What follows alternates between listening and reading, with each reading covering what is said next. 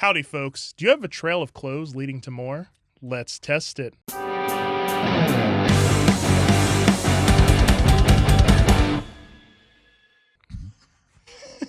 I love the reaction every time. We've already blown Alex's mind over here. My name is Brylan May, of course, your illustrious host. And today, as per usual, we have a very, very, very special guest with us. She is a singer, songwriter, and content creator, which we're going to talk about. Folks, we have with us Alex Ray. Woo! How's it going? What else do you know about me? I'm scared. I know a lot. I know your social security number. Okay, I know. fair. And we're going to read it out on the air. No. Alex, thank you so much for coming. Oh my God, thank you so much for having me. How was your day today? It was What'd you guys get up to? I started the day off editing some YouTube videos. Lord's song dropped a little recently. I guess that was about a week ago. Right. So yeah. we reviewed that on my channel.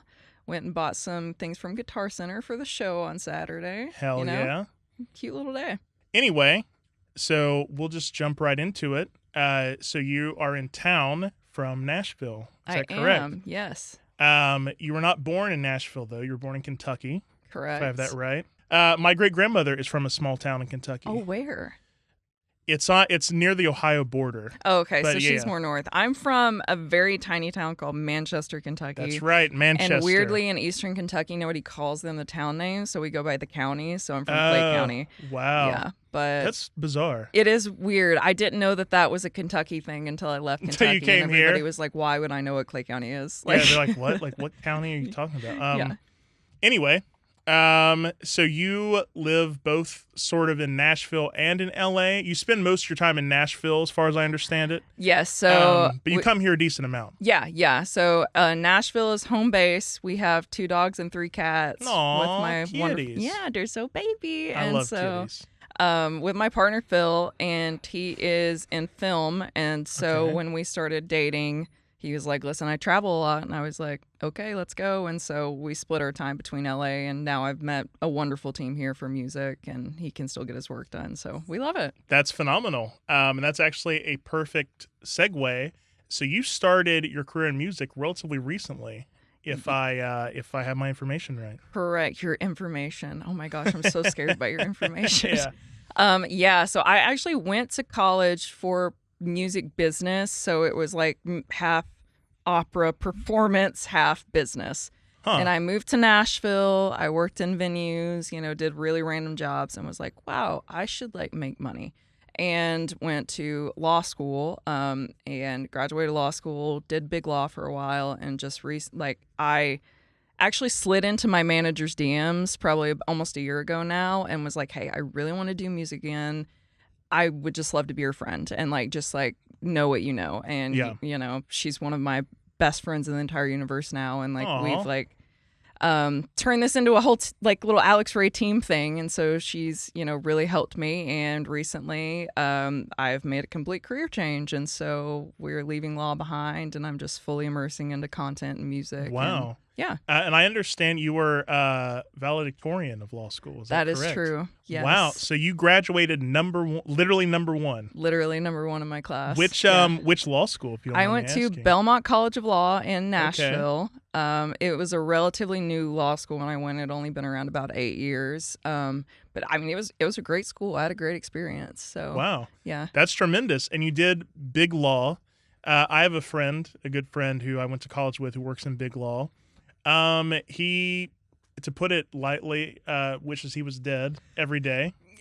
So it sounds like your experience was pretty similar. Yeah, I think I worked with wonderful people. I really did. For the most part, everybody was kind. But there is just this soul-sucking aspect to big law. And it's half like working in an ER where you could get a call at 10 p.m. There's an emergency, drop what you're doing. And it's kind of unbelievable because nobody is dying, but that's how you have to live your life. That's the thing that really bugs me with those kind of Correct, jobs. Is yeah. that for a surgeon to get a call at 2 a.m., that makes sense. Yeah, somebody's on a table. Right. Someone will die if he doesn't show up and do his job. We're talking about fucking M&A work. Literally. Yeah, drafting some briefs. Yeah. This shit is all made up. Literally, I talk about my best friend is also in law. She's actually at the firm that I was at, and sometimes we're just like, you ever think about how like one day we just decided to like make up these rules and like we live our lives by them, and that these companies like pay hundreds and millions of dollars to like go by these rules. And I'm like, it is insane. Yeah, I mean, it literally is like a thing you can't think about too much. It's too much because it's like literally like. Everything we made is totally made up. Yeah. Money isn't real. Judges, oh my God, guys, if you're watching this, like, I don't know how much this community knows about law, but like, if you read a judicial opinion, you will lose all hope in our system, because judges really will just be like, you know what? There's no precedent on this, so I'm going to make it up today. And like, that is the law going forward. I've actually, and not to get too, I actually used to, when I worked for the Writers Guild, I was in the legal department. Oh my gosh, you know. I know. So I've worked around lawyers. Most of them, I'll say, were very kind people. You know, I imagine different kind of person goes into working for a union versus big law. Yeah. But yeah, it's a very soul-sucking job. Every lawyer that I've ever talked to literally is like, because I've thought about going to law school, they're like, Don't do it. Don't do it. Don't do it. It is interesting that I guess we don't really know like what we're getting into when you're in law school. You know, you kind of think, oh, it's going to be a job. I'm getting a higher degree. Like, I'm going to make more money for this job. You don't realize like it's not just like going to work for 8 hours a day. It's going to work for 11 hours a day and then going to a happy hour. And then, like, getting a call at 10 p.m. that somebody forgot a deadline or your client did something colossally fucking stupid and you have to fix it. And then it's that every day of the week. Yeah, so. I mean, we'll move on after this, but my my friend that I was telling you about, I went to go visit him in New York, and we were supposed to go to this concert, and literally one of the partners called him at 7:30 and was like, hey, I need this, remember that brief we were going to do Monday? It actually needs to be done tonight. All the time. And I literally had to go, when I was visiting him by myself to this concert, he was like, I literally have to sit and do this. Yeah, and that's like the sad thing. There were so many times like towards the end of my legal career that I was like, why did I just pick up the phone at 10:30, like on my cell phone for this guy I work with? You know, like this has gone too far. Like there are no boundaries anymore. I can't live like this. Yeah. But you escaped. That's right. We escaped. And now your manager only keeps you locked up for 10 hours a day instead of 11. That's right. She lets me out sometimes for an Alani. Yeah. We kid, Hannah. Okay, so you were a lawyer. And I also understand that you grew up, as many of us did, who are from the South. I'm from Southern Ohio, which is basically the South. Yes. You were in a very traditional Christian household. Yes. So I grew up in Clay County. We had a big family. I'm the oldest of 4 kids. And so it was me and my siblings, my parents, and my grandparents on my mom's side. We all lived in one house. And my dad is still a Southern Baptist pastor. Really? And, yes. And so he's like, I think our relationship has definitely evolved over the years. He's so cute. He supports me so much. He watches all my YouTube videos. And like sometimes I have to like put a disclaimer in my video. I'm like, Dad, stop here and go back. Like you can't watch this one of the K-pop boys thrusting at the camera. You got to turn around. Like, do not proceed. Do not proceed. Yeah. And like I think like now we have this understanding of like this is not my thing. You know, they love me anyway. But like growing up, it was a lot to process. Yeah. You know? Oh yeah. I mean, my on the previous episode with June Swoon, she also is someone who grew up in a very and I feel like everyone that does grow up under this, like it's sort of like you almost live in this like make-believe world in a way. Yeah. That like the rest of society has like no idea. Like I remember, did you ever watch Bible Man?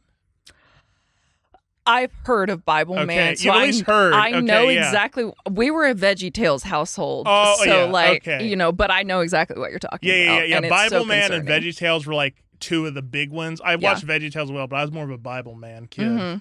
Mm-hmm.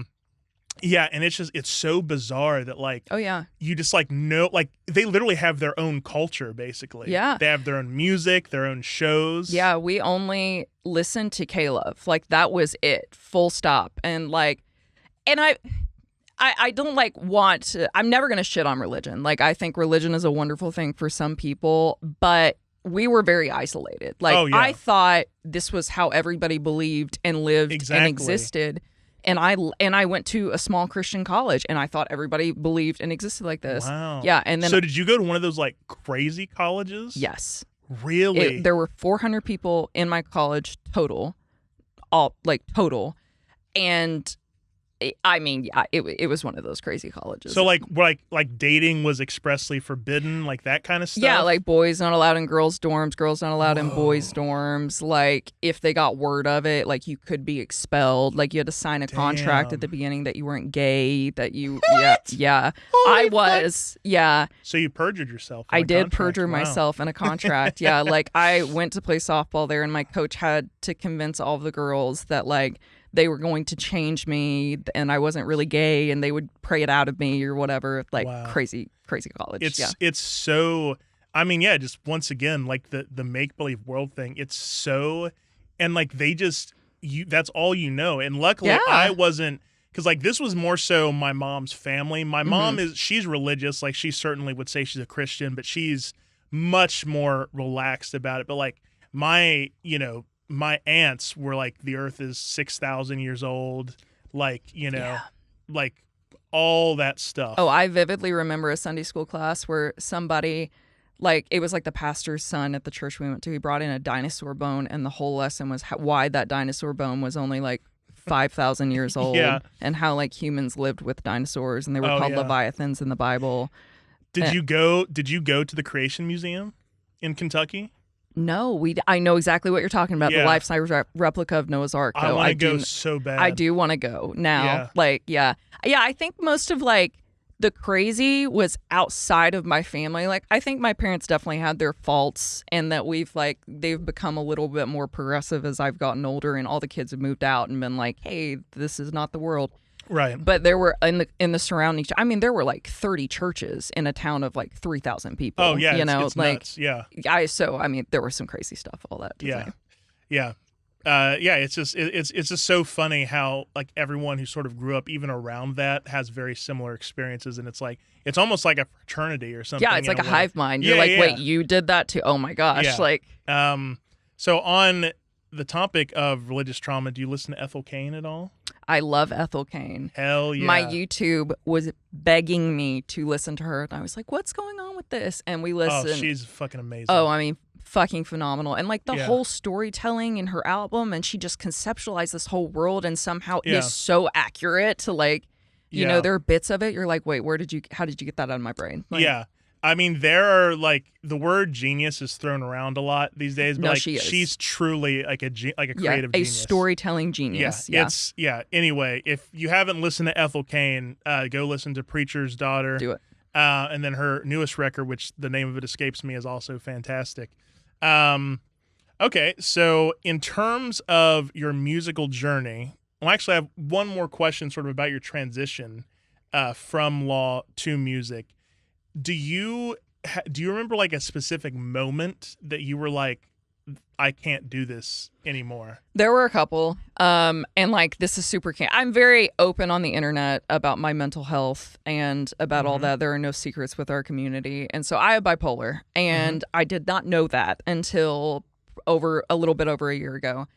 And I had a complete mental breakdown. Like, grippy sock jail, here we go. Like, everybody's like, what's wrong with Alex? We don't know what to do, you know? And I think it really was this moment of like, I got back to work, and I will not say the name of the firm or the details of this interaction, but it became very clear to me that they did not believe anything was wrong with me, and that they did not believe that there was any lack of support or anything like that. And I was like, I think you always know, like, right, it's a corporation, it's a business. They don't really care about you. No, I don't care what industry you're in. No, like, they don't. You know, the second a job says, oh, we're a family, run, get out. Like, yep. But in that moment, I was like, oh, they don't just not care about me. Like, I am a liability to them. They are mad that I did not make them money for this amount of time that I was out of work. Yeah. And so I realized in that moment, this is going to keep happening. I'll be okay for 3-4 months, and then it'll start getting bad, and then around 8-9 months, I'm gonna break again. Like, so you're rapid cycle? yeah. Okay. I have like a depressive episode probably like 3 to 4 times a year with Wow. yeah, Okay. probably 5 to 6 manic episodes. Yeah. My mom's mom was severely bipolar. And yeah, she was, I think the name is rapid cycle. Yeah, rapid cycling. Yeah.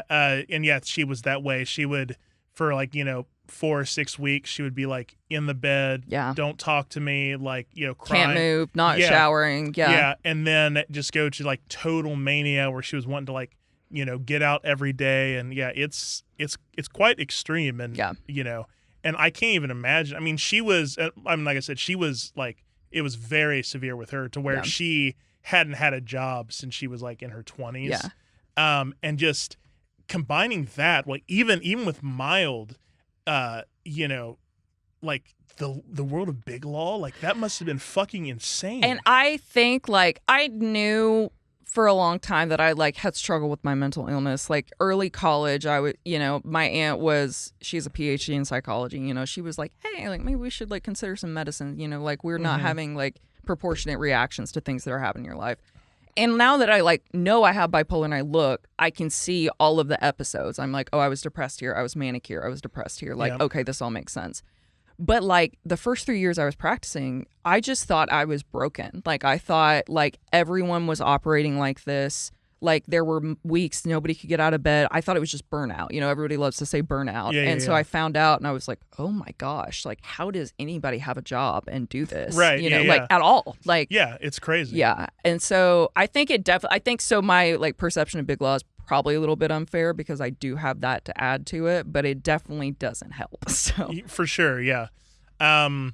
But yeah, I just think it's it's a testament to your strength that you're able to thank you. to get through that, and and come out realizing to find a silver lining that like that's not the life you wanted. Instead, music is what you were meant to do. Yeah, and thank you. I appreciate that a lot. Like I think it's like we live in a society where the economy's tanked, capitalism rules, and so like no matter what you do, you have to make money.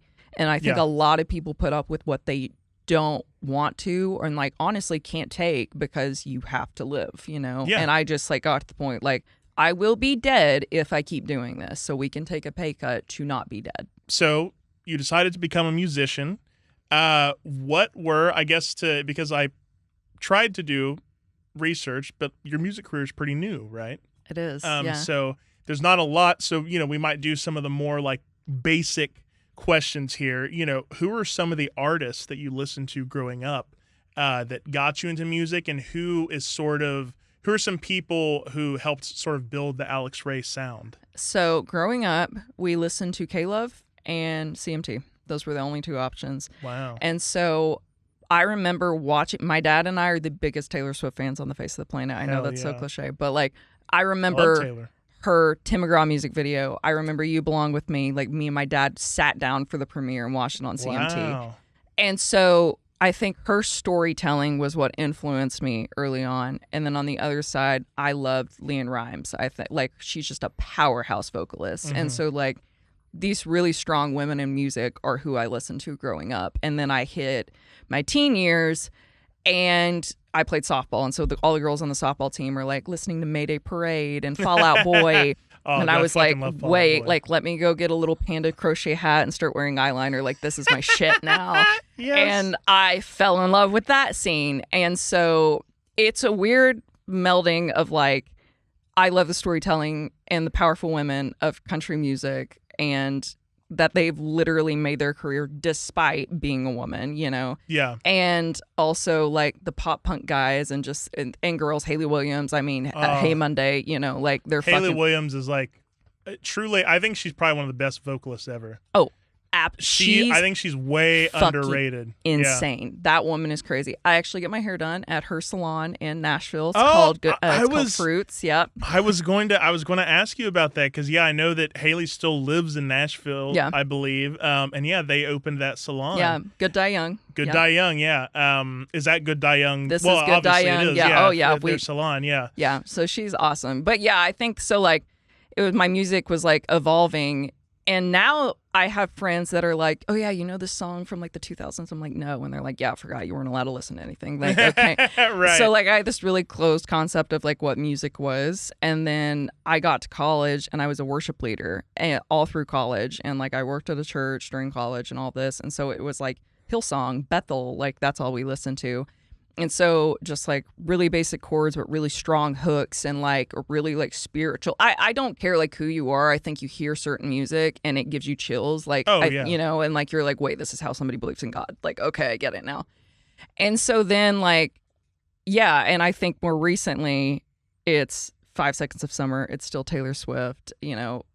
Those are, you know, it's One OK Rock. I love K-pop, you know. And so it's just like now this like amalgamation of like all these different genres from listening to like adding a genre like every couple years of my life. Yeah, that's interesting because I feel like my musical journey was kind of similar in that I started with like My Chemical Romance was my first favorite band. Fall Out Boy as well. Yes. You know, Paramore, like I call them the Holy Trinity. That is the Holy Trinity, absolutely. Yeah. And yeah, I just got really into that. And then I started getting into like rap, like Lil Wayne. Yeah. That era, I think was tremendous. Kanye West back then. Bless his heart. Yeah, rest in peace. It's a shame that he died. And like, yeah, I mean, damn, that sucks. Yeah, like I remember when it happened. It was on Super Bowl Sunday. Yeah. You know? Yeah. Who knows where he is? Anyway, but yeah, and I sort of like you said, like sort of acquired genres, and now I listen to like literally everything. Yes, yes. I never got people that only listen to like one genre. Yeah, that is. I think now through my YouTube channel, I've found that like people focus on within the genres because they're just like so fandom culture. And I don't say that as a bad thing. I just like K-pop has a very specific fandom culture. Like, you know, pop girlies have a very specific fandom culture. Sure, and so now it's not just like pop music. It's just like I listen to pop girlies. I listen to K-pop. But like, yeah, and now I do YouTube channel where I cover all sorts of music. So like, I'm like, okay, like we just listen to hard, you know, rap. We listen to Ren, and then we turned around and listened to Sabrina. So yeah, and I love it all. Hell yeah, yeah. That's the way to be, in my opinion. Yeah, I agree. Yeah, too much good music out there. Exactly. Like, why pigeonhole yourself into one genre? It doesn't make any sense. Yeah, I agree. Sort of on that topic. So your music has some metal elements, which we're going to listen to some of your music here in a little bit. Which will be fun. Do you listen to a lot of metal? One of my favorite, I wouldn't call this metal, so nobody come for me. But one of my favorite bands of all time is called Icy Stars. And oh wow, okay. Yeah, and I love everything they do. Their latest project, oh my gosh. Man, if you call them metal on YouTube, you'll get some No, comments. I know. That's what I am not calling no, them I metal. know. Like, you know what? I am calling them metal. So gosh, I see write the whatever comments you want. now. Oh. But like, so I think that's like the most metal that I go. But I really, I mean, it's aggressive music. Yeah, for sure. Yeah, I really love making music that you're like, oh my god, this is so cutie synth pop. Where the fuck did that breakdown come from? Like, yeah, that's do you know Spirit Box? Yeah, absolutely. Yeah, yeah. Courtney and the gang, they're doing it, and yeah, that duality is like it just there's something about it that just. Have you heard of Baby Metal? I have, yeah. Okay, yeah. Of so course. One of our really good friends, I joke, it's my boyfriend's boyfriend. His name's John Reeves. He's another YouTuber. And he introduced me to Baby Metal. And it's kind of that same thing. They're like so cute. And then you're like, oh, wait, we're doing nasty music. Like, yeah. I love it.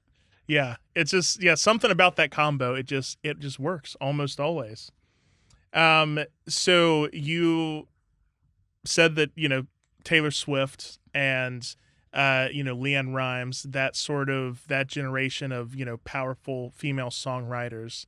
I assume Taylor Swift also is a big lyrical inspiration for you. Oh, well. yeah. I just love how, and we got confirmation of this in the Lover era. Okay, Swifties, you know what I'm talking about. So in the Lover era, like a thing that she did for the fans was she created these like books with the CDs of the album, and they had literal pages out of her diaries where she like throughout her life, she's like written a song lyric or talked about, okay, I went to the Grammys and like whatever. And so like, Taylor is so inspirational because she literally writes only about her life. Like it is literally things that happened to her that she has had to process, and now she's written them down. And so like when I write music, I have to make a story about it from the beginning before we get any further. Like I can't really just like throw words at the cool track. I'm like, Yeah. okay, this is about the guy that I fell in love with when I was 21. Okay, we're in that headspace. Go, you know. Some people think she's overrated as a songwriter. I actually think she's incredibly talented as a songwriter. I Genuinely. think she is one of the greatest songwriters of our time. I would probably agree. You know, I think the hate of Taylor Swift, I fear, as most of it is just sexism. And when, you know, at the end of the day, I think like, I mean, if you've heard her song "The Man," she's like, she knows. Yeah, if she was a guy, this would be a different story. You know. Yeah, I mean, absolutely. There's there's always more scrutiny on females, especially in any kind of entertainment field. Oh, for sure. You know, you can say if a guy says the wrong thing, people just be like, oh, whatever. You know, he's probably just like, playing a character, being macho. But like, like if a woman says one thing, game over. Yeah, just like the internet just fucking erupts. Absolutely. And just eats them alive. And I think, to be clear, you're allowed to not like music. Like, Oh, you're of totally course. allowed Yeah. to be like, listen, Taylor's just not my thing. But Yeah. like the disproportionate reaction when somebody does not like Taylor Swift is literally insane. The Southern I'm like, almost wait, came out there. I know. It comes out sometimes. I can't let you get away with that. Bless her heart. I know. I Bless can't. her little Bless her heart. She's doing the best she can. No, people say, because I'm from Southern Ohio, most of my relatives talk like this. Oh, I know. They say "ol." Yeah. Warsh. Yeah. My grandmother said "warshrag." Oh, you know about warshrag? Of course, I know about warshrag. Oh my god. Gotta go get the warshin'. Yeah. Yeah. People say that do you think I have a Southern accent? No, I don't think. What about so. What about when I say 10? 10. That's Ohio to me, but I don't think you have like an Appalachian accent. You know what I mean? People. Yeah. I used to do Uber and Lyft, and a guy asked me, he's like, "Are you from Alabama?" I'm like, "Are you stupid? Oh. Like, have you? I think I literally said that to him. Like, have you ever talked to someone from Alabama?" No, you were definitely the closest that he's ever gonna get. Yeah, I think and that's then the problem. I thought about it, I was like, if he's born and raised in California, this is probably the closest. You know, that is true. Like, if I met somebody from like California, they'd be like, "Oh, you're from the South," and I don't even hear it anymore. Like, I think that I've like talked it out. But if we met somebody in like Alabama, they would be like, "You're so proper," you know? Yeah. It's all relative. So you got to give people some grace. But Yeah. No, I always thought that was really funny that he was like, "Are you from Alabama?" I'm like, Are you stupid? what the fuck? Anyway, so you're a musician. You know, we talked a little bit about your musical journey, but you're also a content creator. Yeah. As we've touched on. How did you arrive at that? So, Okay. oh yeah, there's lore. We have lore. Big lore. Okay. So one day, summer of 22, something like that. I was married, actually. Whoa. Yeah, I know there's lore. Did Phil know this? No, I'm kidding. So I was married, and I was like, I'm leaving him. I'm gonna leave him for like obviously reasons I won't put about on the internet, like, you know. And so I called a friend up that I went to law school with, and he had actually dropped out of law school and was like, I'm actually doing content creation now. Like, it's going really well. Like, I think I'm going to leave law school. And I was like, shit. And then like, we hadn't talked in a long time, but I knew he lived in Florida. And so I called him and was like, hey, shit's about to go down in my personal life. Like, is there any way I could come down there and just stay with you for like a week while it like wears off? And he's like, yeah, for sure. And so he's also a musician. He was doing the content. And so he was actually filming the reaction and review for Demi Lovato's album at the time. Okay. And so he kind of like let me help and let me on the screen and, you know, whatever. And I was like, wait, this is so cool. You mean you just like, you review music? Like, this is your job? You talk for a living? I was like, you yap about music all day long? Like, you're fucking kidding me. And he was like, what kind of idiot would do that? I know, crazy, right? Like, and so he's like, yeah, dude, like, just like go get you a cheap Canon camera. Like, you know, you've got a laptop, throw OBS on there, like, you know, and go for it. And I was like, okay. So the first album I ever reacted to was Louis Tomlinson's Faith in the Future. And I cried on the internet, like, first thing, you know. He's got this beautiful song called Chicago. It's the saddest thing I've ever heard. I love it so much. And I cried on the internet. I just posted, no problem, never thought anything of it.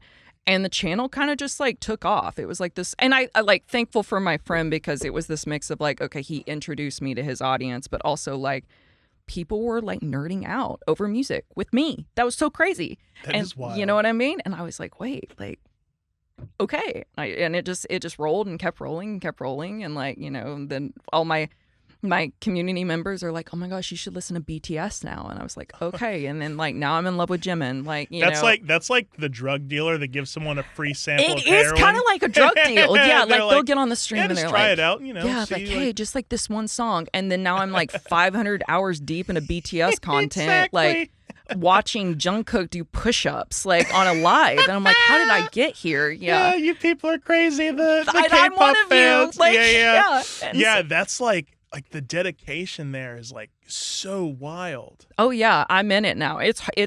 I feel crazy. Like Jin, he's a member of BTS. Like he's going on a solo tour, and so tickets went on sale a couple weeks ago. And like me and Phil are in my office on stream, like it is a war room, and like we have like computers up, and we're like, okay, get in the waiting room. Okay, like have you texted so and so? Did he get the tickets? Okay, like what section are we going through? 3 more people in the chat are on separate computers trying to help me get tickets. Like that's very nice. So. But this is the life that we've chosen. And I will go and like we make little freebies and like give them out to each other in line, and it's so cute. And that one person was like, hey, maybe try checking this out. Yeah, and it's their fault. Hooked. I can't remember who it was. I'm sure it's in a video somewhere, but the first BTS moment was Jin released the song called Astronaut before he went to the military, and it was about like how he loved ARMY, which is BTS's fandom name, and like he hopes that we're still here when he gets back. I cried on the internet again. And then that was the beginning of it. So that'd be a good name for your memoir. It sounds like I cried on the internet. Oh my God. Hey, you can have that one for Did free. you just make my merch? Hey, there we go. That's so good. I cried on the internet. That's great. I love it. Yeah. Just film me like $1,000 or something. Yeah, for okay, that. I got That's you for that. The licensing fee. Yeah. Anyway, so we talked about obviously your music. We're going to get into more deeply into your music and listen to some songs, which is going to be very exciting, and do some song breakdowns. But first, we're a playful people here at the Test Press. We like to play games. Okay. Would you like to play a game? Let's play a game. All right. Wow, that's really giving Jigsaw vibes. Like, I know. happening? I've realized. Would you like to play a game? Someone else pointed that out. That it's like yeah, it's like sounds vaguely threatening. And I'm like, I don't know. Do I want to play a game? The door, you just hear the door lock. Shit. No, that'll happen at the end. Oh, okay. So this game, I love doing hyper specialized games. So since you're a former lawyer, I have a game called Former Supreme Court Justice or Musician's Real Name. All right. As you may guess, the rules are pretty simple. I have 8 names here. Is this person a former Supreme Court of the United States Justice, or is it a musician's real name? All right. Alex, are you ready to play? Let's play. All right. Our first name here, Matthew Sanders. Musician. Is that your final answer? Fuck, I don't know. Yeah. Are you sure? Yes. You can change. No, it's a musician. It is a musician. You're correct. All right. He goes professionally by M. Shadows, who is the lead singer of Avenged Sevenfold. Oh, okay. Yeah. Okay. Okay. They get 1 for 1. Perfect. All right, 1 for 1. Number 2, Michael Balzeri. Supreme Court Justice. No, that's not true. He's a musician, for sure. Is that your final answer? Yeah, it's final. He is a musician. Okay. And you may know him professionally as Flea, the bassist for Red Hot Chili Peppers. No shit. Yeah, okay. that's Flea's real name, Michael Balzeri. Wow. Do you remember the LA fire benefit concert that they filmed? I do. He was up there.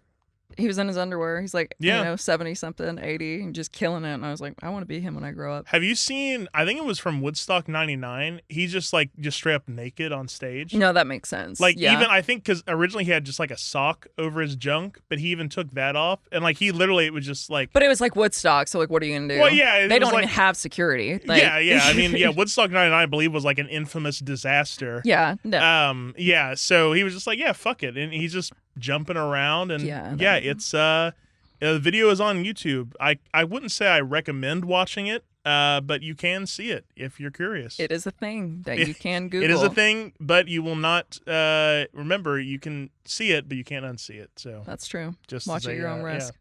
Yeah. Okay, number 3, Henry Baldwin. Supreme Court Justice. That's your final answer? Final answer. That is correct. He was a Supreme Court justice from 1830 to 1844. Okay. Wow, only 14 years. I wonder what happened to him. I believe he died in office. Yeah, that makes sense. Yeah, yeah. Because back then in the 1800s, it was like you just would die one day. You just lived to like 40. Yeah, he was probably just 40, and like he just didn't come to work. Like, where the fuck is where's Henry? And like it's like he's gone, man. He died. All right. All right, number 4, Cornell Orrell Haynes Jr. Supreme Court Justice. Is that your final answer? Finally. This is going to be stupid. Final answer. It is not. That is a musician. Who the fuck is that? And you might know this person as, is it getting hot in here? No way. That is Nelly's real name.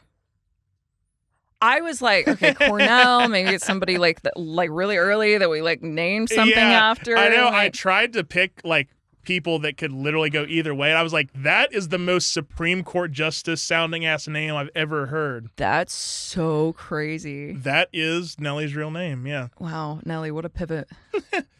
Number 5, John Roger Stevens. Supreme Court Justice. Is that your final answer? Final answer.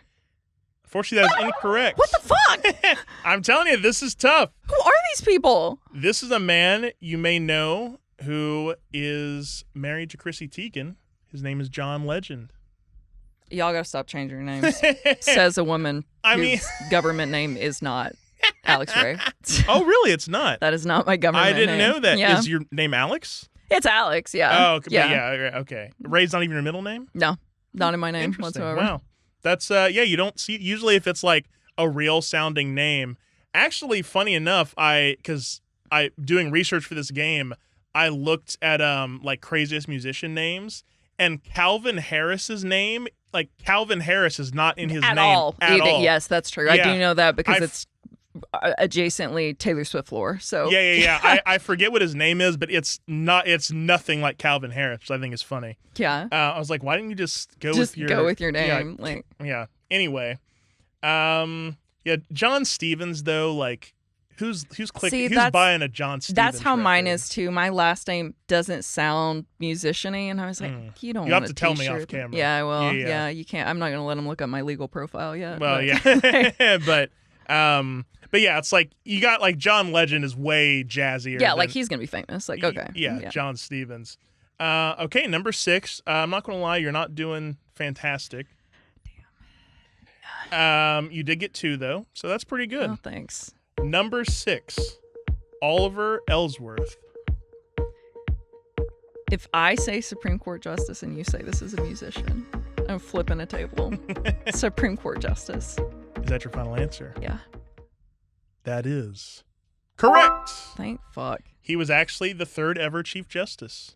Oh, wow. Yeah, he served from 1789 to 1795. Oh, not long. Oh, he died. Yeah. I think he had to died. have died. Yeah, that seemed to be the theme of the early justices is like they would hang out for a few years and then just like, well, that's it. kick the I bucket. love it. Like when people, this is like, I don't mean this politically either, but like, some people will be like, well, like, we'd always, like, people didn't always have vaccines. And I'm like, yeah, Karen, they died. Yeah. They died. Yeah, that's why life expectancy was also 40. So, yeah, I know. Like, yeah. Well, they didn't get them. Yeah, they were That's the dead. funny part about like the paleo diet. Like it's like I wanna eat like how cavemen ate, and it's like, yeah, they died at 25. They like also died. Like, yeah. Don't. Yeah, maybe don't like emulate the behaviors of people who died like before 30. Okay, so that's 3. That's good. So you have a chance to go 50%, half and half. All right. Number 7, John Marshall Harlan. Oh, that's a musician. Is that your final answer? Yeah. That is incorrect. What the fuck? That is a Supreme Court justice. This guy served for a while, 1877 to 1911. Oh, wait. He was there for a minute. Yeah. I think I didn't look die. it up. Yeah, he did not die. I think he probably is one of the longer serving justices because, yeah, that's like 34 years. Damn. Wow. Good for him. Okay. Rest in peace, John Marshall Harlan. Can I get all the John Marshall Harlans and fans in the chat? Damn, that just sounded like so maybe because it was Marshall. I was like Marshall Mathers. Yeah, like, that sounds like adjacently famous. Yeah. And And for the final, number 8, John Jay. Musician. Is that your final answer? Yes. It's a trick question. It's both. Well, John Jay was actually the first Chief Justice of the Supreme Court. And there's also this old guy named John Jay who makes folk music.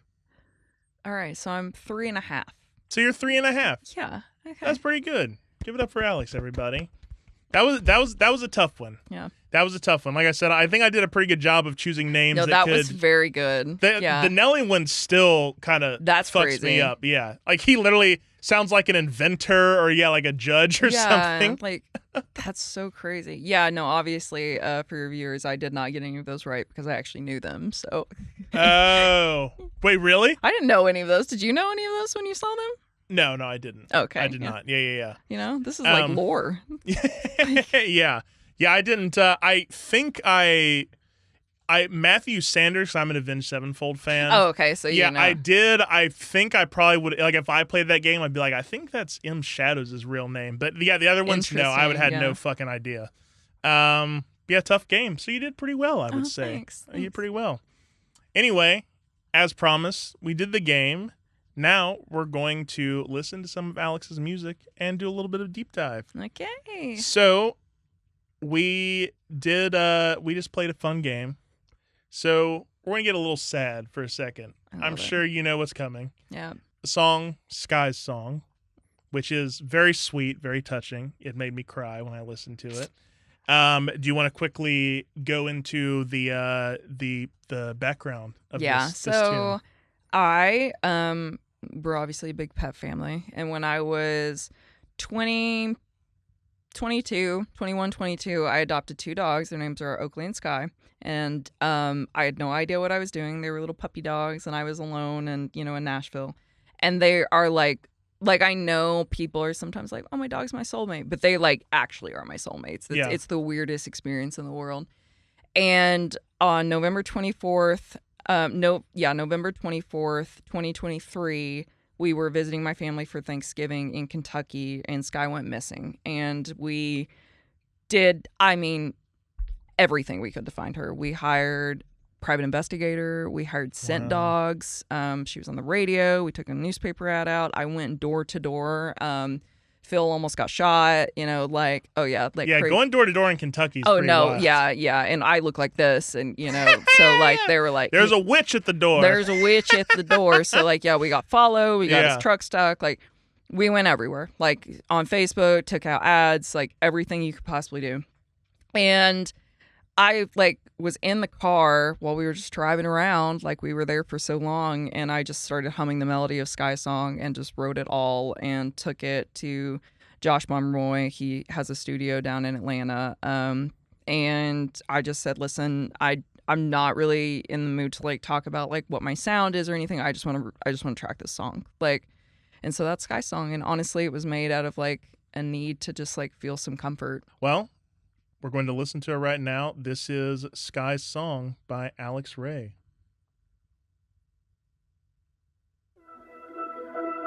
I can miss you any more than I do. I've cried rivers hoping they lead me to you. I'd call psychic on an 800 line, hoping she know where you're going. She said you were alright. And why are you mine?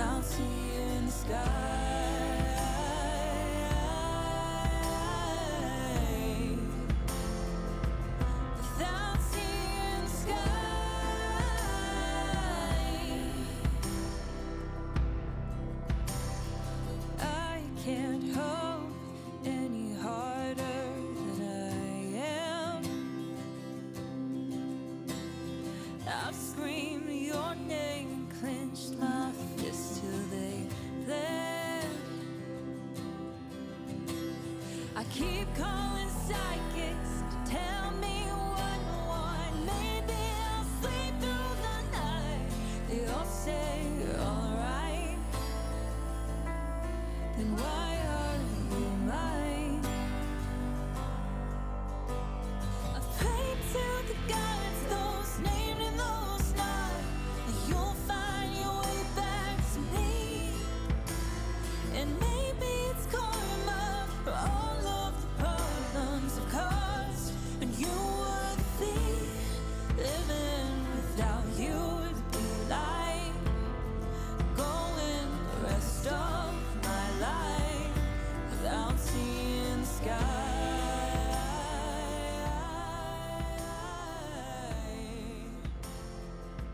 Without seeing. That's Sky's Song by Alex Ray. I did well. I didn't cry. Same. It was close. I was really like, I can't do it. You I have to can't do it. dissociate to get through this. Yeah. Do you perform that song live? Recently, not. I have performed it in Nashville a couple times, and it is like the biggest practice of dissociation that I've ever had to do in my Yeah. entire life. I'm not going to be performing it at my show on Saturday, but I do hope. I've talked to my producer John Sinclair about this. I would really like to reimagine it a little bit and do it more like a Sound of like The Only Exception or something like that. Okay. To fit the vibe that we're kind of going to now, and to like maybe make it a deluxe track on a future project, just like That would be cool. yeah. And so I mean, like, I think it's the most meaningful song to me, Yeah. just selfishly, that I've ever written, and I don't ever want to let go of this. You know, like hopefully someday when I tour, like this will be like the acoustic moment that of like you Yeah. know. Yeah, the emotion comes through just clear as day. I mean, like I said, I literally teared up the first time I heard it. I was like really trying to, I was like, I'm going to hold it together. Yeah, because I've always been a cat guy, but I am, a huge animal lover in Yeah. general. And yeah, just like, it's just like losing a pet it's terrible. I mean, truly the only word there is for it. It's awful. Yeah, I mean, it honestly was, and like maybe this is a very like blessed thing that I can say, but that losing her is the worst thing that's ever happened to me. Yeah. And it's met with so much of, people around me were like, like societally, you have like certain amounts of times that you cannot be okay over certain things. So like, say a parent dies, you've got probably a month or two of leeway before like everybody you're around, like your coworkers, your friends are like, all right, get it together. Like, let's move on now. You know, stop being sad about this. Like, right. And so there are things in your life that you have this allotted amount of time. And for losing a pet, the allotted amount of time is a lot shorter. And so it was like, you have a week, everybody's sad for you. They're texting you, oh my God, I'll keep your eye out. And then after that, it's kind of like people are like, are we not over this yet? And so I even last year, mid mental breakdown, I am in the hospital, and a coworker of mine actually was like, I get the loss of the pet, but like this is a little dramatic, isn't it? And so like it's hard to explain, like, What a fucking douche. yeah. And I mean, like in that moment, I was like, okay, we don't. This is not a conversation anymore. But like, Yeah. So obviously like losing her was the worst thing that's ever happened to me, but also like it's so weird how everybody has like dealt with this. Like I get prank calls to this day of people calling me That's and barking something into the phone. I was going to ask about. Yeah. Like, I mean, like, truly, I cannot think of like the subhuman trash that would do something like that. That's how my boyfriend usually responds. He's like, give me the phone. I'm like, no, we're not going to do that. Yeah. I mean, yeah. Is it illegal to threaten to kill people on the internet as a lawyer? I don't know. I'm not gonna approve or deny of that. Yeah. So. Okay. Well, we won't say what I was going to say then. Hey, it's fine. I can think of the colorful language, and Yeah. like, I agree though. Like, all jokes aside, like, what kind of depraved piece of shit human do you have to be to do that? And like, Yeah. I know that, but still, like, you get that call and it like sets you back again, and you're like, Oh man. fuck, Yeah. I have, and like they come every like week or two. Like, I'll get a call of, oh, I found her. Like, I'm gonna shoot her in the head if you don't give me the money. Like, just crazy things. Like, It's like it makes me because I remember I was watching some of your content, and I believe you posted a reel or a TikTok about this very thing, and like I was just like, it made me like I literally had like a visceral, real physical anger response to it. Yeah, I mean, and then also like it's just like, isn't it just kind of sad that there's people in the world like that, like Yeah. genuinely? no, it like makes me lose hope in humanity. Yeah, exactly. Like, Like it's like I can't believe I share a planet Yeah. with like this fuckhead. with somebody who sat down and said, this is going to be so funny. Let me call this woman who has like poured her heart out on the internet looking for her dog and like make a joke out of it. This will be so fun for everybody. Yeah. So if somehow you're watching this, you can go fuck yourself, and I hope you get incurable brain cancer. Anyway. You and Phil are going to be such good friends. Like, wow. Anyway, so we got the sadness out of the way. Very touching track. Obviously I didn't say it, but condolences, of course, for what happened. I've lost a pet, and it's never, you never truly get over it. It's No, one of I don't those think you things. do. Yeah. You just learn. It's one of those things you just learn to live with it. You know what I mean? Rather than like get over it. But yeah, my condolences. Hopefully there's some miracle that maybe it has happened. My dad still sends me things of like, somebody was found after 10 years. They found her at a shelter. Yeah. And like from the scent tracking dogs, which is crazy statement to say, we know she was picked up. Like we know somebody put her in the car. So like, I think like one of the most hurtful things is that somebody had a decision to make in that moment. Like she had a collar on, she has tags, she's microchipped, Oh wow. like somebody had a decision to make and like Yeah. chose selfishness. So like, Yeah. I mean, I guess like maybe my mind, like in a glass half full, like maybe they just really wanted a dog and she has a great life. You know what I mean? Like And that's that's- where my mind would go. yeah, and prefer I to think go. we do. It makes me sad, but I also like hope in the bottom of my heart that somebody needed her too, and like Yeah. that it is all okay. Yeah. But anyway, yeah. Condolences. If you prank call her, I will find you and do horrible things to you. Anyway, so we got the sad stuff out of the way. But your music is actually typically pretty high energy. Yeah. So I would like to talk about my favorite of your songs, Okay. Thinking We Should Talk. Okay. Yeah. It's a banger. It's the easiest way to say it. I would describe it as sort of a breakup song, but not. Yeah, I think it's a very like crossroads of the situation. It's like very back and forth lyrics. Yeah. Like Like, what do I do? very situationship material. Yeah. Yeah. So let's just listen to it. Okay. This is Thinking We Should Talk by the incredible Alex Ray. Tell me on the way out, baby, that we're lost now. Wish you would have stayed down when we could have been found. When we make out, baby, take a chance now. Love it when you go down. Fuck me and I'll feel found, baby.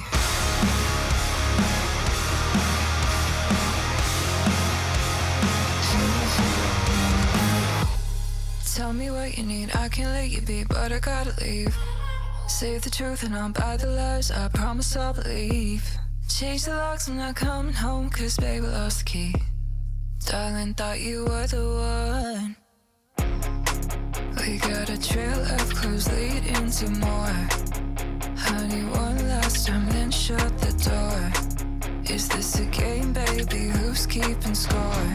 Thinking we should talk, but tell me on the way out, baby, that we're lost now. Wish you would have stayed down when we could have been found. When we make out, baby, take a chance now. Love it when you go down. Fuck me and I'll feel found, baby. They go saying the same shit. Bodies ain't speaking the language. Pushing you, pulling, I'm breaking. So that was Thinking We Should Talk Yeah. by Alex Ray. Yay. Like I said, banger. I love you. the switch between the verses. It changes to the halftime with the hip hop. There was Izzy T, who was on a previous episode. I said this about her music as well. I feel like that combination, when it doesn't work, it reads as very cheesy. Yeah. But Yeah. with this song and just like the mood of the song, I feel like it really works. Yeah, and I think like it was a good opportunity to like try it out because Saywin, who is the feature on the song, like he does more like the alt trap, like that is his thing. Yeah. And so we were like, okay, it's a feature, like we can use this opportunity to kind of like mix the genres and like see how it works, you know, like because I wanted to do more pop rock, he was doing more of the trap, like all thing. And I think it worked out really well. Like even on some of the new stuff that we're writing, like we're using those trap elements, like to keep them in there, used for like little cool percussion moments, you know. Yeah, and I think because the song is sort of about this emotional push pull, like kind of works, you know, switching back between this like existential, like, you know, oh, it was kind of awesome when we were together, but like I'm also not sure. Yeah, it just like it works as a device to sort of get a point, to get apart, to get across the point of the song. Yeah. I can talk, I promise. Words are hard sometimes. Yeah, I think it works well. So is this song conceptual or is it about a real person? If you hear a song of mine, it has happened. I can't. So you're of the Taylor Swift School of songwriting. Yes, I am a child of Taylor Swift. I go to her school of songwriting. This is how I process my shit. And so like this was definitely about a relationship where it was like never official, but it definitely was. And you like it was very back and forth. One day we were in a fight and hated each other, and the next day we were all good. And you like, and it just like neither of us could really break the cycle. Like it just kept rolling. And like this is more about like, you know, in your brain, like I'm throwing out the key. Don't even show up anymore. But like I'm going to. Like there's a trail of clothes leaving anymore. Like we know what's gonna happen. Yeah. And so it's like this purgatory space. Right. Yeah, it's it captures that. I mean, I think it's something that, you know, most, if not all people have experienced, that like, you know, that duality of, well, just like I said, that duality of like, oh, this is like when it works, it's good, but like I don't know if I should be doing this kind of thing. Yeah. Yeah, I mean, it's a great song. It's I think it's going to play well at a festival. Which, speaking of, I understand you're playing your first festival. What a good segue that was. Very soon. Yeah. Oh, thank you. I like to. I try. He's smooth. So I am playing Next Fest on Saturday. I don't know when you'll be watching this podcast, but it will be Saturday, May 17th. It is my first festival show. Yeah. It will have already happened. I'll be straight up with you. So when you're watching this, I played my first festival. It was May 17th. And Hannah, my wonderful, perfect manager, had founded this, I think collective would be how she would describe it probably, but it's called Unheard Gems. And Next Fest lets her curate a stage. And so hell yeah. Yeah, so she got like, here's your block, you got 5 art, like do what you will with this time. And so there's some freaking phenomenal acts playing, like me.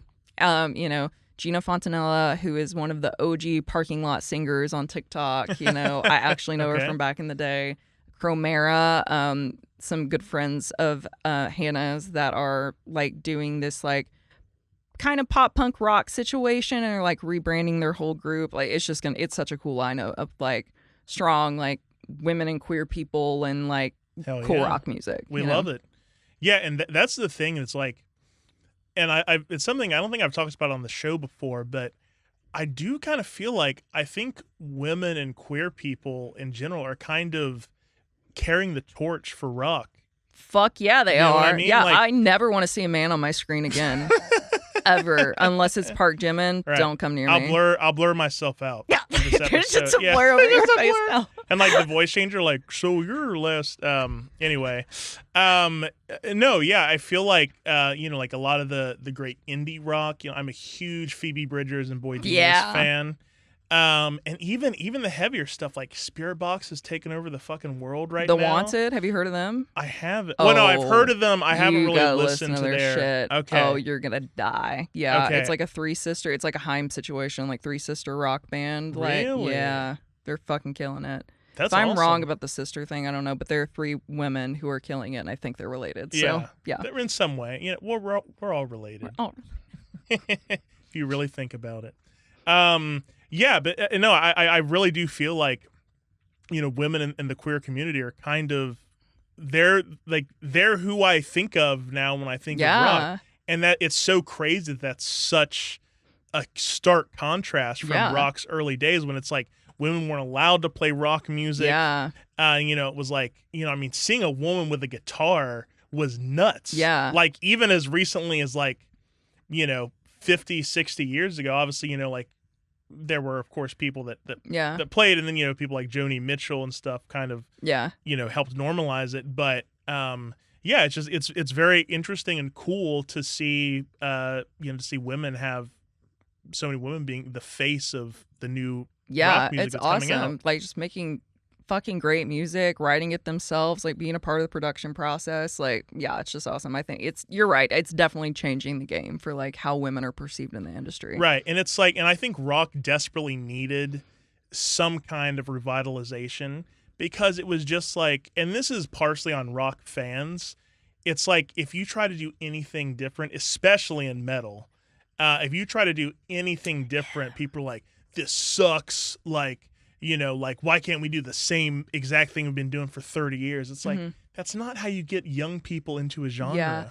And I think I think another reason that young people or, millennials, we were talking about this earlier. How old are you? Are you a millennial or not? But like are like more open to the genre bending, and is like, we grew up with Taylor Swift, not my last Taylor Swift reference. And like this woman is like, every album is a new genre, you know what I mean? Yeah. You can call it, all pop related, but you know what I mean? Like Reputation's not the same album as Lover they to have Folklore. very distinct signatures, And so I think from that, other artists are trying to redefine themselves between albums, trying to reinvent themselves, and are like starting to fuse these genres together now. And so like now when you get on TikTok or wherever you like find your new music at, you've got like, we're doing like the trap rock, pop rock meets synth rock thing, synth pop thing. Like you've got, Gina Fontanella is doing like more emo meets like more modern pop punk things. And like, so people aren't as afraid to like bend the genres and like be experimental. And just to be transparent, like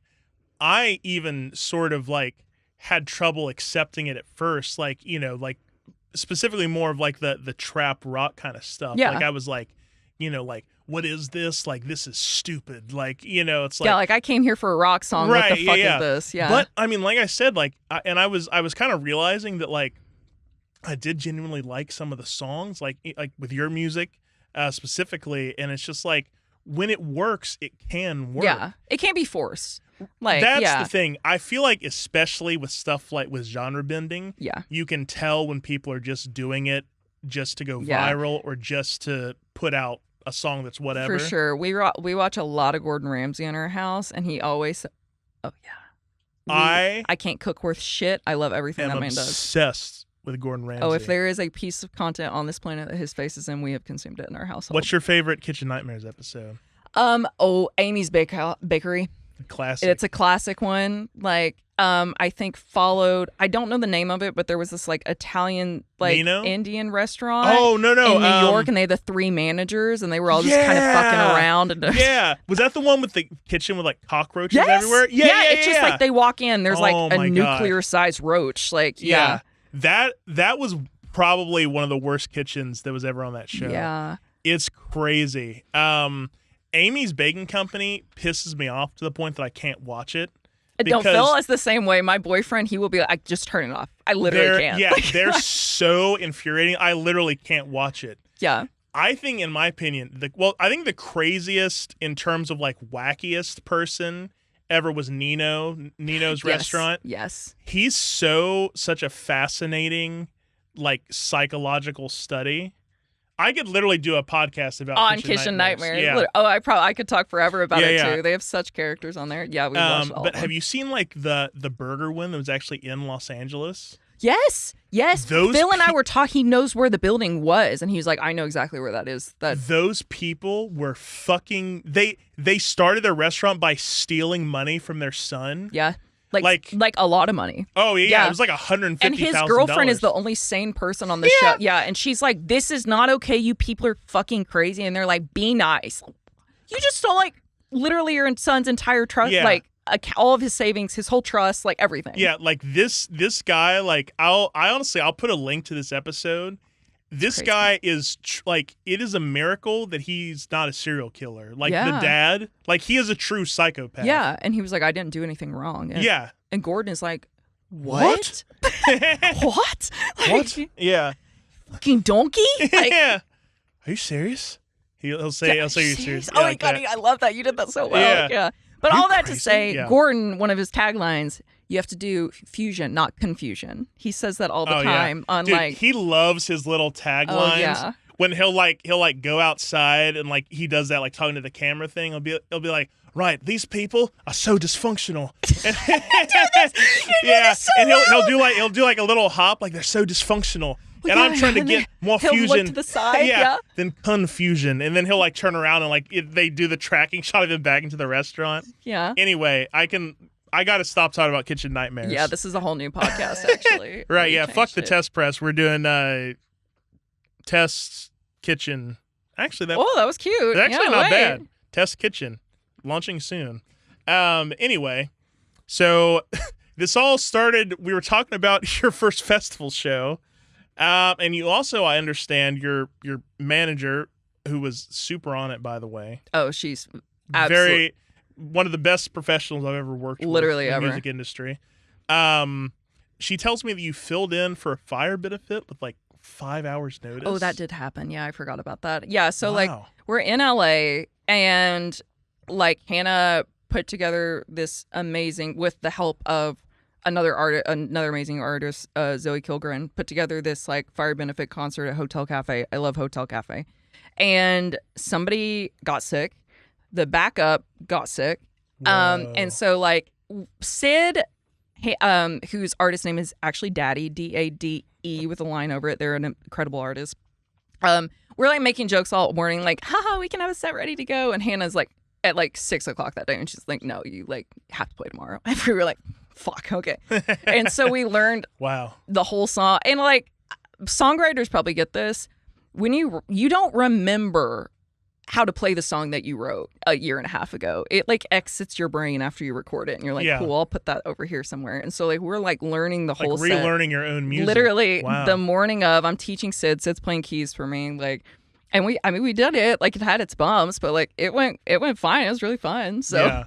That's so crazy. 5 hours notice. That's wild. I mean, Sid's an incredible musician in general. I mean, that's what I was going to say. Like, they'd have to be a pretty legit musician. Yeah. Like, that short of time. Like, that's crazy. they're absolutely insane. I mean, like, Wow. yeah, they're so good at what they do. They were just listening and they were like, okay, like this is, playing it all by ear. And I was like, that's fine. You're just insane. Okay. Yeah. Yeah, you ever like I'm a musician as well, and like when I'm around people like that, I'm like, oh yeah, it's cool. Like I'm useless. That's fine. No, literally, I'm a worm. I'm literally a worm. Like, Yeah, I'm a bug. It's okay. When you're watching this, it'll have already happened. We wish you good. We wish you good luck Well, on the thank stage, you. or break a leg, as I suppose I should say Yeah. instead. But in addition to having some exciting shows coming up, you just released a new song. yeah. I As did. of a few days ago, as of the Literally- recording of this podcast. Yeah, literally just a few days ago. It's called Your Kind of Love. Yep. And without further ado, we're going to go ahead and listen to it. Yeah. This is Your Kind of Love by Alex Ray.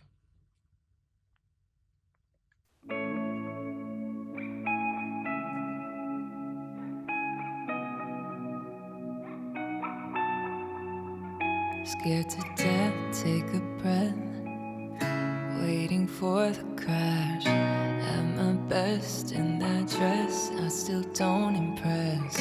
Tell me who's a guy like you with a girl like me, it don't make sense. I'm tired of waking up with an empty left side of my bed. Running on empty, yeah, you can have me say that I'm sexy. Loving is deadly, I'll keep you steady, baby, I'm messy. They say fools rush in, I guess I'm dumb. Well, come on, baby, won't you call my bluff?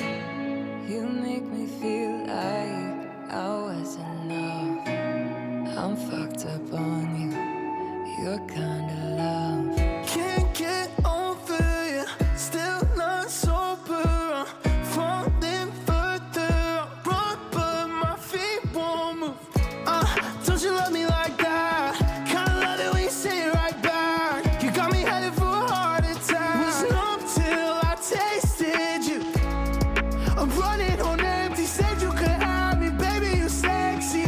Yeah, loving is deadly, I'll keep you steady, baby, I'm messy. They say fools rushing, but I guess I'm dumb. Go ahead, call my baby. Won't you call my bluff? You made me feel like I was enough. I'm fucked up on ya. You're kinda love. You're kinda love. You're kinda love. You're kinda love.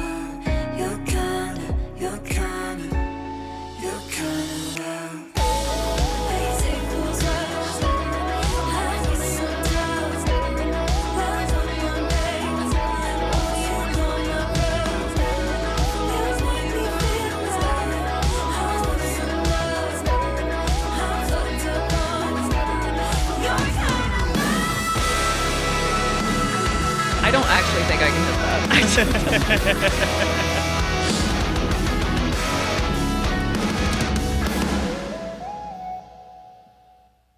Wow. That was Your Kind of Love by Your Alex Kinda Ray. Love. Yeah, the breakdown at the end just like, So disgusting. yeah, it comes out of nowhere, but like it's not like totally out of left Yeah. field where you're like, what is that doing there? Like the song is just like such a steady crescendo. Yeah.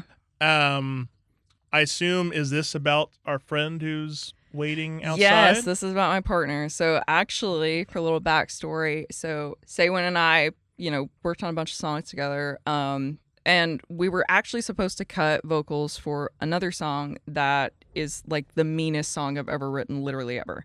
And I go in, like, we're trying to cut vocals, and he's like, dude, I like don't believe anything you're saying. And I was like, dude, I'm too in love to be like singing about this shit. And he was like, fuck me. And so like I talked about Phil. We had just met. We had just started dating.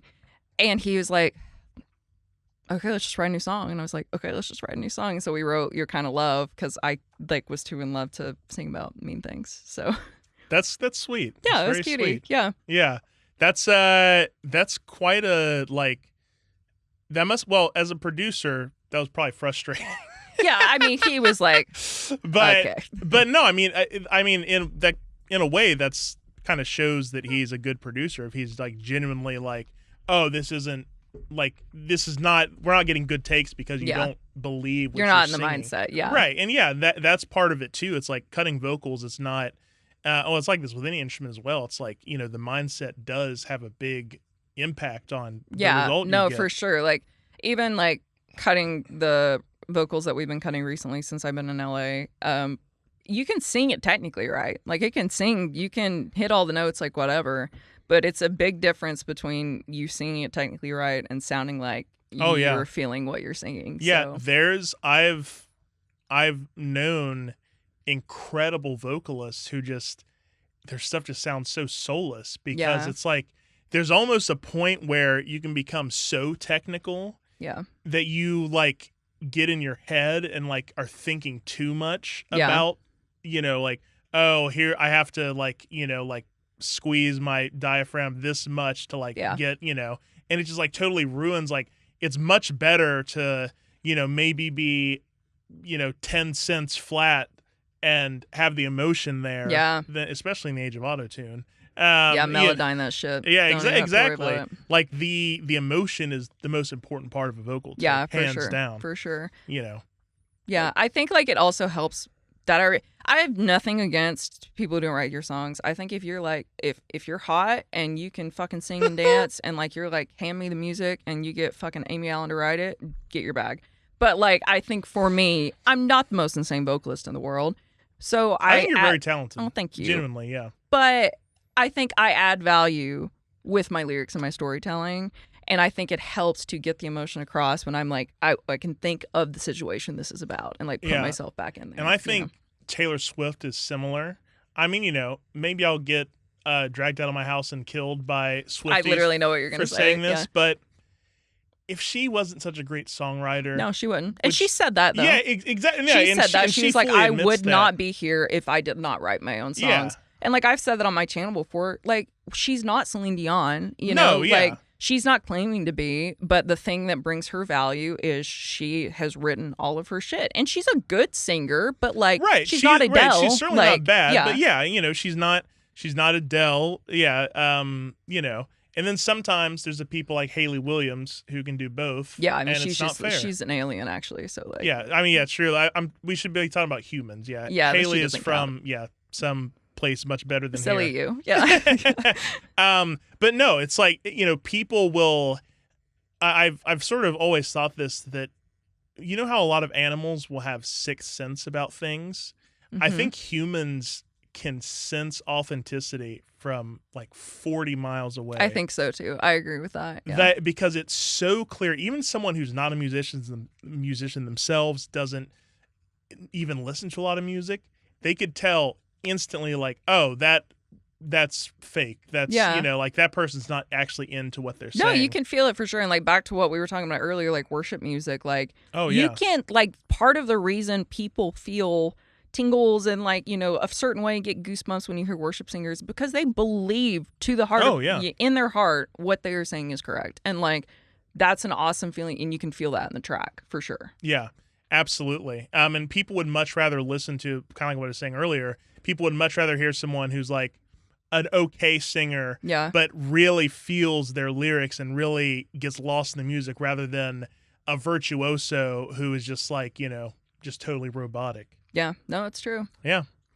But yeah, Your Kind of Love. Yeah. Great song. Thanks. Stream it. Buy it. We have it in the description. But before we get out of here, this is a test press breaking news alert. We have been given a secret. Yes. We have been given the, I believe, aforementioned meanest song you've ever written. Oh, yeah, no, this is the meanest shit I've ever written. Oh, I listened to this. It is I know. Insane. I know it is. I almost did one of the lines for the intro, and I was like, I can't do that. You can't say that out We'll loud. get demonetized. Yeah. No, we were writing this song, and like I wrote it with Spencer of the band St. Cloud and Say When, and I'm like telling them this real relationship and how much I fucking hate this guy, and they're like, do you like this line? And they were like, can we say that? And I was like, yeah, it's fine, and like with no foresight of like, I'm going to sing this on stage one day. I like how you know what line I was going to use. Oh, absolutely. Know exactly what you're like. No, the same line I was in rehearsal yesterday and was like, Hannah, can I say this on stage? And she was like, oh, it's fine. Are we like, breaking like indecency laws? Oh, literally every other lyric I was like, can I say that? Can I say that? No, it is like, you'll see here in just a second. It is wild. Anyway, this is a test press exclusive. This is the first time this is being heard by anyone who didn't work on it. Correct. This is called, working title, or I don't know if this is the final title. This is Boy You Ain't. This is it. This is the title. This will be the streamable title. This will be the streamable title. Boy You Ain't by Alex Ray. World premiere right now.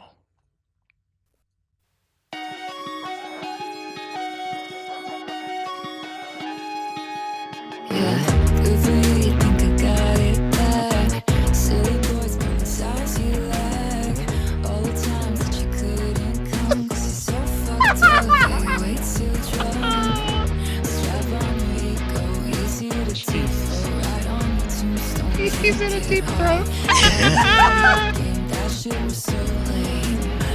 Now you're ready to say shit, save it. So fucking jaded, fake it till you make it. You gotta be insane to think you made it, what you should.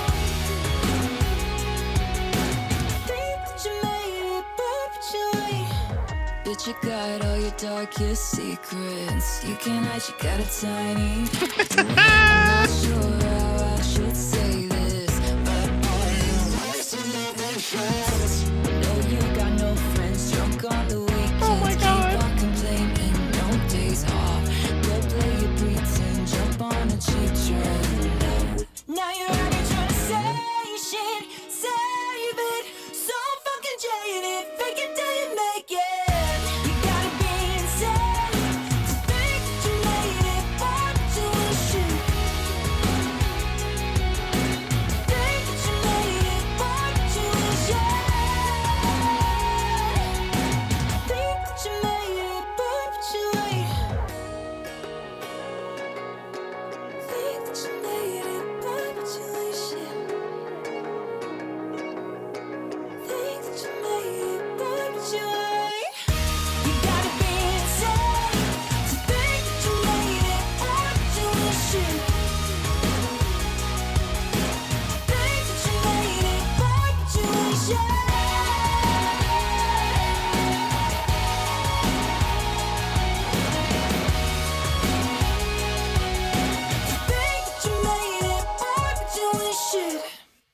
And that was the end of my legal career. Yeah, you're never getting another job.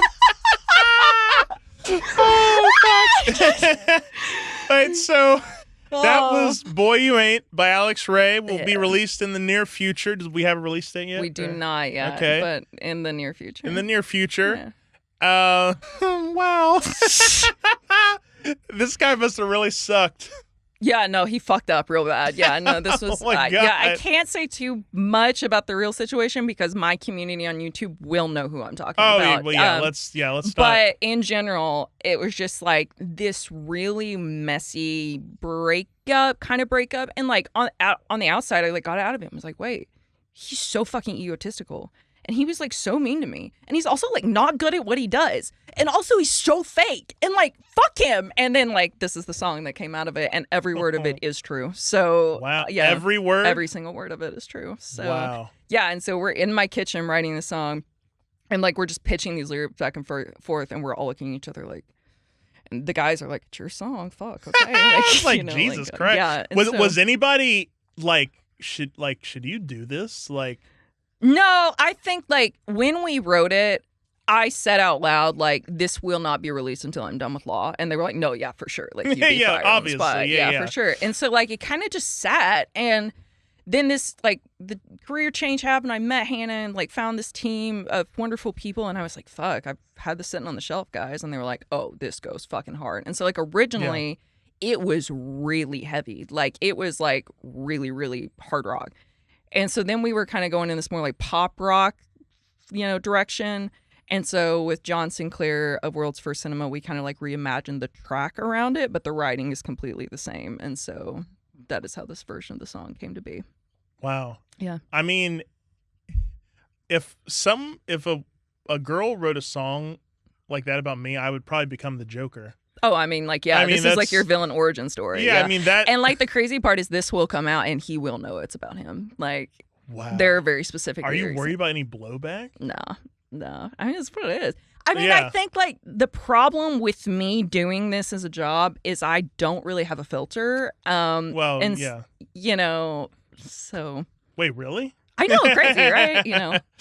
But like, too, like, I think every girl person ever has like had a breakup and been like, you know what? Fuck that guy. Like, I don't want to be healthy. I don't want to be the bigger person. Like, I want to see him maimed, like, and like everybody has those feelings and it's not. We want to see him, say it with me, getting curable brain cancer. Right.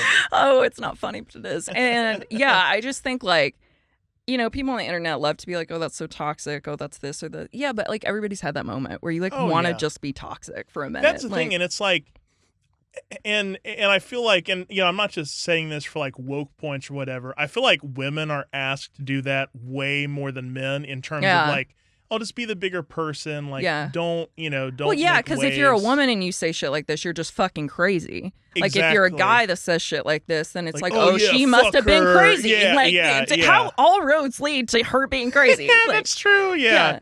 And it is a double standard, and it's like, I do think it's cool that like you just said like, fuck it, I'm going to release a song that's this insane and just go with it. Yeah, no, like my dad will get a call the day before and I'm like, you can't turn this song on. Like, you literally cannot listen to this. Yeah. But like another really fucking awesome woman who is making music like this, I don't know if you've heard of her, named Sing Queen, and you should look her up. She makes kind of music like this. That's just like, she wears all pink, like she's blonde hair. She's like 5 feet tall. And she makes fucking music about fuck that guy. And like, it's fucking awesome. And like, Say When knows her and was like, like we should like listen to this. So I think subconsciously she was like this like liberating inspiration of like, oh, I can say whatever I want. It's my song. We maybe one day in the future have a remix featuring. Would be go so hard. Yeah. Yeah. And I was actually thinking like, I don't know if you're open to suggestions. Always. It would be sick because like, I think this song really could work as a heavy song, like releasing like an alternate version someday. Yeah, I mean, it exists. So yeah, I mean, and it really was. I think just like early in my career, we're being very like intentional about how we're curating the sound and like, of course, showing people like, okay, this is what you can expect. But like, I dream of the day I can just release shit. Like, you know, like it's like, okay, here's an alt version of this. Like, okay, here's a folk song. Like, who cares? I'm just saying, you know, keep it in the vault. Don't, you know, I wouldn't trash it, because I do think that would sound fucking awesome as, you know, like I mean, almost like a spirit box, would you go know, so hard. super heavy. Yeah. Anyway, Alex, we're out of time.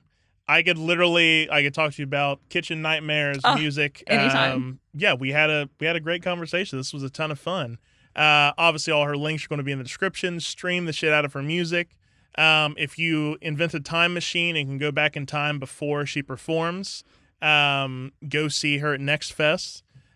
We assume it was a fantastic. It went great, guys. It went great. It went I fantastic. already know. Yeah, and we'll put your YouTube channel in the description as well. Oh, thank so you. people can check you out. Alex, thank you so much for coming. Thank you so much for having me. This was so fun. I literally could yap forever with you. Oh, absolutely. Yeah. All right, folks. I'll see you next time. Bye. Bye.